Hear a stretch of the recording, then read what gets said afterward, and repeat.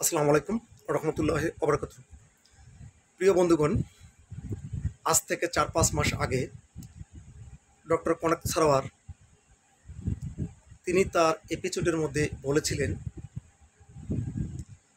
BNP যে ধরনের কর্মকাণ্ড করতেছে এই ওয়াকারের সঙ্গে, এই ওয়াকারের সেনাবাহিনী বিএনপির লোকজনেরে এমনভাবে বেদানি দিবে বা এমনভাবে ডলা দিবে, ইনি এই কথাটাই বলেছিলেন যে এমনভাবে ডলা দিবে সেটা বাংলাদেশের মানুষ দেখতে পাবে।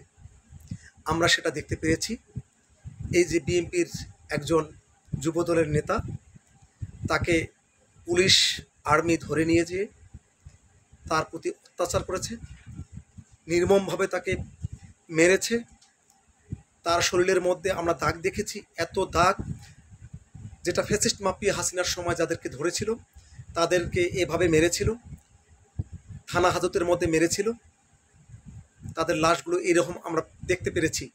ঠিক এই ২৪-এর গণ অভ্যুত্থানে আমরা কখনোই আশা করিনি এইরকম আমরা লাশ দেখব। কিন্তু এই ডক্টর কনক সারোয়ার তিনি তার এপিসোডের মধ্যে বলেছিলেন, তিনি ওই এক সেনাবাহিনীর কাছ থেকে এটা জানতে পেরেছিলেন। সেনাবাহিনীর লোক তাকে বলেছিল যে বিএনপির কোনো সময় যদি কোনো লোককে পায়, চান্স মতো পায়, তাহলে সেই ডলা ডলবে। তো হয়তোবা এই আসিফ সেই ডলার মধ্যে পড়েছেন। আমরা বিএনপির যে সেনাবাহিনীর প্রতি যে প্রেম ছিল, এই ওয়াকার বাহিনীর প্রতি যে সেনাবাহিনী বলতে ওয়াকারের বাহিনীর প্রতি, সেনাবাহিনী এবং ওয়াকারের বাহিনীর মধ্যে একটা তফাৎ আছে। এটা ওয়াকারের বাহিনী বলতেছি, সেনাবাহিনীর তো আসেই।